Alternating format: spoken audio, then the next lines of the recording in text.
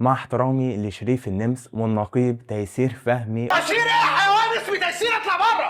والنقيب شبل درغام. كارت شبل درغام وده النقيب بتاعي. ولكن الضابط بسيوني هو اغبى ضابط في تاريخ السينما المصريه، حتى كمان اغبى من الضابط حازم، وده اللي هنعرفه في فيديو النهارده. ويا ريت تشترك في القناه لو لسه ما اشتركتش. وبيبدا الفيلم واحنا بنتعرف على اللي هو نجدت في مكافحه المخدرات، ومراته واخو مراته حازم اللي هو ما بيحبهوش ولا بيطيقه، واللي هو نجدت وهو راح الشغل متاخر بسبب حازم بيقرا خبر عن مخدر جديد اسمه الطوابع، وان هو منتشر اكتر من الكوكايين، ومديره في الشغل بيشد عليه في الكلام ان هو مش عارف يحل مشكله جامعه الصفوه اللي العيال فيها بتضرب مخدرات. اقتحمت الجامعه 3 مرات ما وصلتش لحاجه. وشد خط تحت الخبر ده عشان هنحتاجه كمان شويه. فبيقترح اللي هو نجدت ان هو يجيب ضابط حديث التخرج يزرعه وسط طلبه الجامعه عشان يعرف بيجيبوا المخدرات دي ازاي. فمساعد الوزير بتعجبه الفكره وبيمسك فيها، مع ان اللي هو نجدت اصلا كان مرتجلها قدامه، وبيدور على ضابط مناسب للمهمه دي يكون دفعه 2001. وبيلاقي ناس غريبه جدا، حتى اخو مراته بيرفض ان هو ياخده بسبب ان هو غبي، وان هو حتى اللي هو نجدت رافض ينقله مكافحه المخدرات معاه. فبيستقر على الضابط بسيوني، ولما بيسال اخو مراته حازم عليه بيبتدي يشكر فيه في الاول. بسيوني ده بالذات اخلاق وذكاء وابن ناس ومتربي كويس قوي فعلا. ولكن لما بيعرف ان اللي هو نجدت عايز ينقل الضابط بسيوني مكافحه المخدرات بيبتدي يشتم فيه ويقول له ان هو كان اوطى واحد في الدفعه. واطي يا فندم. نعم. واطي. مين ده؟ الواد ده بالذات اوطى واحد في الدفعه، تصدق بقى يا فندم؟ وبنبتدي بقى نتعرف على الضابط ملازم اول بسيوني وهو بيخدم في الارياف، وابوه اللي هو بسيوني وهو راح يزوره. انا مش عارف ازاي ابوه لواء وسابه يخدم في الارياف. وابوه كان جايب له عروسه اللي هي بنت مساعد وزير الداخليه، وبسيوني بيخاف من العروسه وبتقعد تجري وراها لحد لما بيضربها، ومساعد وزير الداخليه بيقفش وقتها وبيهدد ان هو هينتقم. بعد كده اللي هو نجدت بيبعت حازم يجيب بسيوني من الارياف او المكان اللي هو بيخدم فيه، ولكن حازم بيقرر ان هو يرخم ويقبض عليه، وبيحصل سوء تفاهم ما بين بسيوني ومساعد وزير الداخليه ان هو كان فاكره ابو العروسه في الاول. وبعد ما اللي هو نجدت ومساعد وزير الداخليه بيشوفوا ان بسيوني هو الرجل المناسب للعمليه دي، بتيجي تحريات على الضابط بسيوني ان هو كان ملتزم في ال4 سنين بتوع الكليه وكان اول واحد على دفعته. ده غير الاخلاق والادب والمثاليه اللي هو فيها، ده كده طلع ورور يا فندم. يا نهار اسود. وان هو مش لبط او حرك ان هو يعرف يدخل ما بين طلبه الجامعه دي ويصاحبهم، او ان هو يبقى كبيرهم ويعرف بيجيبوا المخدرات دي منين. وبعد كده بنشوف الضابط بسيوني بيحضر فرح وبيسخن قرايب العريس والعروسه على بعض ان هم يتخانقوا، والعسكري بتاعه كان عمال بيعد المحاضر عشان يشغلوا الاسم ويسترزقوا. 18 محضر. انت يا بلدين. واللي هو نجدت بيروح له عشان يفهمه ان هو لبس في المهمه دي وما ينفعش يغيره، وبيتضايق ان حازم لبسه فيه، فبيقرر هو كمان يلبسه تورته الرجيم في وشه. بعد كده اللي هو نجدت بيشرح لبسيوني ان في عيال في جامعه بتجيب مخدرات وهم مش عارفين بيشتروا المخدرات دي من مين. وبعد كده بيبتدي يعرفوا على الشله الهفه اللي المفروض يتزرع وسطهم، واللي هو طارق مانشستر ومايا عبد الحميد وحمزه مارتن وانجي برنسيسه الجامعه. والتقديمه بتاعتهم تحس ان هم خارجين من فيديو كليب. وبيظهر اللي هو نجدت عارف عنهم كل حاجه كانه كان عايش معاهم، حتى عارف ان حمزه مطرب فاشل ومايا مريبه وغريبه، وهنحتاج المعلومه دي كمان شويه. وبعد كده بسيوني بيقرر يغير شكله ويحلق شنبه عشان يعرف يخترق الشله دي، وبيشد مع انجي على الطريق حل اي حد معاه موتوسيكل ريس. ورئيس الجامعه لما بيلاقيه مطرود من 3 جامعات قبل كده بيهزقوا، ولكن بيقبلوا في الجامعه عادي جدا. المدرج منين يا فندم؟ هنا اهو. شكرا.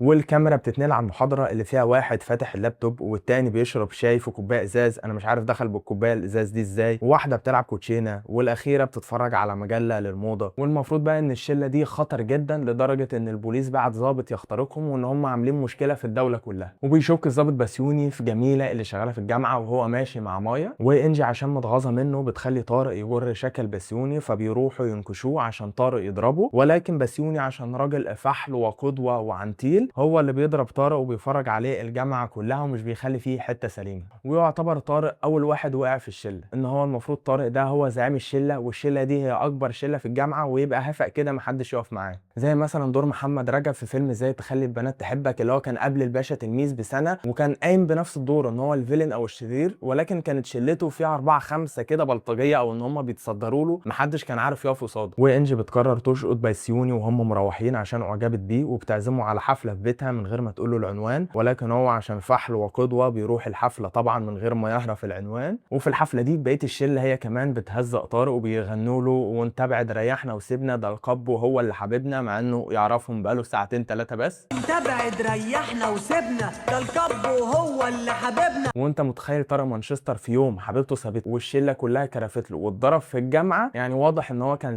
زعيم يعني. وانجي بتاخد بسيوني من الحفله تطلعه اوضه نومها عشان تفرجوا الديكور بتاع اوضه النوم، ولما بيسالها بتجيبوا الطوابع او المخدرات منين بتقول له لا مش احنا اللي بنجيبها هي اللي بتجيلنا. انتي بتجيبي حاجتك منين يعني؟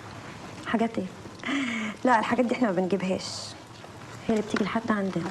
وده رد طبعا عشان يخلي الفيلم يقعد ساعه كمان، عشان هو مثلا لو قال لها انا عايز اجرب الطوابع او المخدرات او النوع اللي انتوا بتشربوه هتقول له مثلا بنجيبها من رضا ادريس من الكشك اللي في الجامعه، فكده القضيه كلها اتحل. عشان هو المفروض اللي بيوزع لهم مخدرات ده يبقى مشهور جدا في الجامعه، ان الجامعه لو فيها 1000 طالب او 2000 طالب نصهم او ربعهم قول 500 طالب بيتعاطوا مخدرات، فهو لو سال اي حد انت بتجيب منين او بتقضي منين هيقول له من اول يوم عادي جدا. وان هو اكيد البوليس بعته او مزروع وسط الطلبه دي عشان نص الجامعه بتتعاطى مش عشان 5 6 بس بيشربوا مخدرات. وابو انجي بيطب عليهم وبيلاقي حفله وناس عماله بترقص وبيلاقي نسوان ومخدرات وخمره وطوابع، ناقص يشوف حتتين اثار متهربين في الفيلا. وكمان لما بيطلع بيشوف بنته فين بيلاقيها قاعده مع بسيوني في اوضه نومها بيتفرجوا على صور وبيركب لها الحلقه اللي وقع منها. اخلاقها عاليه قوي انجي دي. المشكله مش هنا بقى، المشكله لما ابوها بيقفش وبيخش يزعق لهم امها بتقرر تقتحم دلوقتي وتقول له ايه التخلف والرجعيه اللي انت فيها دي. كفايه بقى فضايح، مش ممكن ايه التخلف اللي انت فيه ده؟ تخلف ومع صاحبها. وان هم المفروض قاعدين قاعده بريئه عادي جدا، ولكن الراجل ده هو اللي مش سالك. وبيطلعوا ابو انجي هو الغبي والشرير، ان هو المفروض كل يوم وهو مروح البيت لما يلاقي بنته قاعده مع واحد في اوضه النوم المفروض ما يتضايقش ولا يتنرفز، وان المبرر بتاعهم ان هو ابو انجي خان امها قبل كده مع ام ميمي الشغاله. وانا هنا بصراحه مش متعاطف مع انجي نهائي، ولا هي ولا امها، ان هما الاثنين توكسيك. وكانت التقديمه بتاعت المشهد ان هو الراجل او ابوه هو سبب التفكك الاسري، وان هو بيسافر يشتغل كتير عشان يصرف عليهم. ودي تاني شخصيه يعتبر بتقع بالنسبه لي وبتركن جنب طارق الهفا. وبسيون بيقرر يراقب جميله الفراشه بتاعه الجامعه عشان شاكك ان هي اللي بتجيب مخدرات. ودي اول حاجه غبيه الضابط بسيوني بيعملها، ان هو المفروض في عمليه سريه محدش يعرف ان هو ضابط، فبيقرر الضابط بسيوني يعرف المنطقه كلها بتاعه جميله وجميله ان هو ضابط من تاني يوم. يعني هي جميله دي اصلا لو تبع اللي بيوزعوا مخدرات هتروح تقول لهم من تاني يوم العمليه دي هتبوظ. اما هو اصلا المفروض راح يتزرع وسط الطلبه دي ليه؟ ما هو عشان محدش يعرف ان هو ظابط. وان دي كانت اول حاجه تعرفنا ان بسيوني اغبى من حازم بكتير، وان هو لو الموضوع بالسذاجه بتاعت بسيوني ما البوليس اقتحم الجامعه دي 3 مرات، فهو كان من السهل ان هو يقبض على كل الناس اللي شغاله في الجامعه دي ويحقق معاهم. ولكن المشهد ده كله محطوط ان هو ملوش علاقه بالمهمه، ولكن عشان احنا نحب الضابط بسيوني. ودي قاعده في السيناريو اسمها سيف زكاة، ان هو البطل بيعمل لك حاجه مثلا ينقذ حيوان ينقذ طفل صغير، فان انت تتعاطف مع البطل ده حتى لو هو كان سلوكه وحش. زي مثلا كريم عبد العزيز لما ساعد اخوه ماجد الكدواني في فيلم حراميه في تايلاند وخلاه يقعد معاه في الشقه، رغم ان كريم عبد العزيز كان امارتي وحرامي ولكن عشان انت تتعاطف معاه. او برضه في فيلم حراميه في KG2 لما خد بنت صاحبه يربيها ويعطف عليها رغم برضه ان هو كان حرامي ونصاب. والمشاهد دي سبب من اسباب ان كريم عبد العزيز محبوب لحد دلوقتي. ولكن مشهد الصعبانيات في فيلم الباشا تلميذ احنا ما كناش محتاجينه نهائي. وبعد كده المؤلف برضه بيحاول يخلينا نتعاطف مع انجي عشان مشهد الفينال اللي جاي كمان شويه، انها وصلت لكده بسبب ان ابوها ما كانش بيبات في البيت وان هم بعاد عن بعض، ورغم كده برضه اعترفت ان هي مبسوطه وبتخرج وبتشرب براحتها. مش دي علاقه اب وبنت، بس كده احسن. خليني بخرج بعمل اللي انا عايزاه. انا قلت لكم انجي دي توكسيك هي وامها ما حدش صدقني، عشان كده هي بتحب مامتها ان هي بتخليها تجيب مخدرات وبيره وحشيش في البيت من غير ما توجع دماغها. انا مش عارف ازاي وانا صغير كنت متعاطف مع انجي دي جدا وبكره ابوها اللي هو لطفي لبيب. وفي العوامه اللي بيحششوا فيها بيقرروا ان بسيوني يعزمهم على دماغ بلدي، واللي هو نجدة قال اصدق حاجه لحد دلوقتي. ده مش تقرير ظابط، ده تقرير اخصائي اجتماعي. وخد بقى التقيله، الظابط بسيوني بيعزمهم على الحفله في بيت اللي هو نجدة، اللي هو اصلا مكتوب على باب شقته من بره بلوحه قد كده مكتوب عليها اللي هو نجدة. المشهد ده او الكادر ده ما ظهرش وقت الحفله، ولكن ظهر في المشهد اللي طرد فيه مها احمد لما راحت له البيت. ويا جماعه انا بجد كان نفسي مشاهد محمد لطفي كانت تكتر في الفيلم ده، ان هو ما ظهرش يعتبر غير في 5 6 مشاهد. وانا بالنسبه لي ان حسن حسني ومحمد لطفي هم كانوا اقوى 2 في الفيلم. وبتسمع جميله خناقه بين صاحب الجامعه ومدير الجامعه على زياده الرحلات اللي في السنه، واللي هو نجدة بعد ما كان لسه مهزق بسيوني ان هو عامل تقرير اخصائي اجتماعي، اللي هو نجدة ذات نفسه بيشتغل اخصائي اجتماعي وبيروح يخطب لحمزه، والمشهد ده كان كريم عبد العزيز بيضحك فيه بجد وبيتصدم جامد اللي هو ان حمزه مطرب مع انه قال عليه مطرب فاشل في اول 10 دقائق في الفيلم. حمزه مطرب يا فندم. مطرب والله.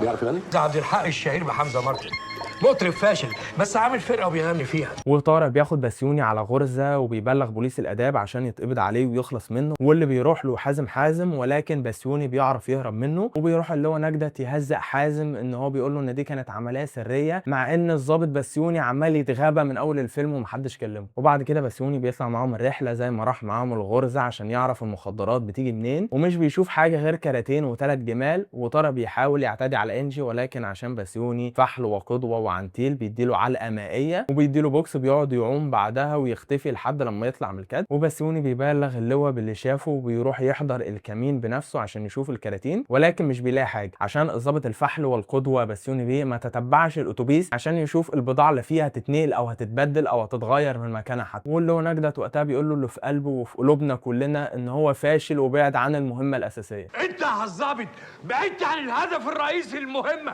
او باختصار يعني ان هو راح يتمرقع في الجامعه مش يعمل تحريات ويجمع معلومات عن المخدرات. ولما بيروح الجامعه في نفس اليوم بيلاقي خالد الصاوي طابع له صور عملاقه 9 متر في 3 متر. انا لحد دلوقتي مش عارف هو طابع له الصور بالاحجام دي ليه، وان خالد الصاوي بيقول له انه عارف انه ظابط من اول يوم في الدراسه. ازاي ما تعرفش، بس كان مبرر خالد الصاوي ان الهبه فضاحه. الهيبه برضو يا باشا فضاحه. ازاي بقى الهبه فضاحه محدش عارف. ونيجي بقى للمشهد الايقوني ليه يا بسيوني. ليه انا يا بسيوني؟ مع انه اعترف بسيوني الانجي بحبه وده باين اصلا من اول الفيلم ان هو الراجل ما اشتغلش على قضيه ساعتين 3 على بعض، ولكن هي مش بتصدقه وبتقول له ان هي اتغيرت عشانه. انا اتغيرت عشانك. والعلاقه دي في الحقيقه لو كانت كملت في المستقبل ومثلا بسيوني ده انجي في اي حاجه، بدل ما هي بطلت مخدرات هترجع تاني تشم كلها تحت الكباري. وانا بقول لكم من اول لاخر الفيلم انا مش متعاطف مع انجي بجنيه ونص. وكده بقى معانا 5 دقايق ونلم الورق عشان الباشا قاعد معانا ساعه ونص في الفيلم محلش ولا تمن قضيه او ان هو ما عرفش تمن معلومه تساعدنا في اي حاجه. فبيظهر رئيس الجامعه والمخدرات بالليل، فجميله الفراشه بتشوفهم. انا مش عارف ازاي سايبين الفراشه او ازاي سايبين حد شغال في الجامعه وهم جايبين مخدرات يكيسوها جوه. فجميله الفراشه بتشوفهم فبتروح تقول لانجي وانجي بتروح تقول لحمزه، فحمزه بياخد انجي وجميله وبيروحوا لمكان الخدمه اللي بيخدم فيه بسيوني في الارياف. وما تعرفش بيعرفوا عناوين بعض ازاي من اول الفيلم. هو عرف عنوان فيليتا وهي عرفت مكان الخدمه بتاعته، فكده خالصين. وبيقرر بسيوني يعمل فيها جون ويك ويروح للعصابه لوحده، ودي الحاجه 9000 اللي بسيوني بيتغابى فيها. وبيدخل يضرب الاول ويضرب الثاني ويضرب الثالث ويضرب الرابع لحد لما بينزل المخزن، ولكن خالد الصاوي بيثبته. بس طبعا النهايه ما ينفعش تتقفل كده رغم غباء الضابط بسيوني. فبيظهر حازم وينقذه معاه القوات، ودي لتاني مره او لتالت مره بتثبت لك ان حازم اذكى من بسيوني بكتير. ان حازم لما راح يقبض عليهم اخذ معاه القوات كتير، ولكن بسيوني كان رايح بشومه واحده بس. ده جون ويك ما استجراش يعملها، رغم برضو ان حازم في مكافحه الاداب مش المخدرات وان هو بعيد اصلا عن المجال ده ولكن عديها. ومين بقى اللي قال لحازم؟ طارق، عشان زي ما قلت لكم لازم نقفلها نهايه سعيده. طب هل طارق يعرف حازم قبل كده او شفناهم مع بعض في مشهد في الفيلم؟ لا. طب هل قابله في الحفله؟ لا. طب هل قابله في الغرزه لما راح يقبض على بسيوني؟ لا. ولكن عشان الجمهور ما يزعلش لازم القفله تكون سعيده. وبيتخرجوا كلهم في اخر مشهد. والفيلم ده كحبكه هو 0 من 10، ان هو ما فيش اي حاجه مظبوطه في الفيلم ده، ولكن الترفيه او التسليه بتاعه الفيلم انا اديها 10 من 10. ان هو فيلم الباشا تلميذ لو اتفرجت عليه 10 مرات مش هتزهق منه. ولكن اغلب افلام المؤلف بلال فضل كانت الحبكات الدراميه بتاعتها في ذمه الله، زي مثلا فيلم سيد العاطفي اللي هو كان المفروض يخليك تتعاطف مع سيد العاطفي ده طول الفيلم، وان هو عايز ياخد حقه من عمه. لما جات له الفرصه ان هو ياخد حقه من عمه ويطلع في التلفزيون يفضحه، بيقرر ان هو ينسى رساله الفيلم من اولها لاخرها ويقول لك ان هو كان بيتحرش بطلعت زكريا وكان بيرمي الدوسيه ويخليه ينزل يجيبه، ودايما هيطلع لك حاجه غير اللي بيبيعها طول الفيلم. وانا عارف التعليقات اللي هتبقى على الفيديو ده ان في ناس هتقول لك لا اصل الفيلم ده فيلم مسلي واحنا مش منتظرين منه ان تبقى فيه حبكه دراميه او ان هي تبقى فيه احداث منطقيه، وفي ناس مقتنعه ان الفيلم زي الفل والحبكه بتاعته 10 على 10. ولكن سؤال الحلقه بقى، هل عشان يبقى فيه فيلم كوميدي لازم ما يبقاش فيه اي حبكه دراميه اصلا؟ وايه الفيلم الكوميدي اللي بالنسبه لك اللي فيه كوميديا عاليه جدا ولكن فيه حبكه دراميه على الاقل 40 او 50% انت شفته قبل كده؟ وده بعيدا طبعا عن الافلام الكوميديا الهزليه زي افلام احمد مكي بتاع طير انت ولا تراجع ولا استسلام. وبس كده يكون الفيديو بتاعنا خلص. يا ريت لو الفيديو عجبك ما تنساش تعمل لنا لايك وشير للفيديو وتشترك في القناه لو انت لسه مشترك.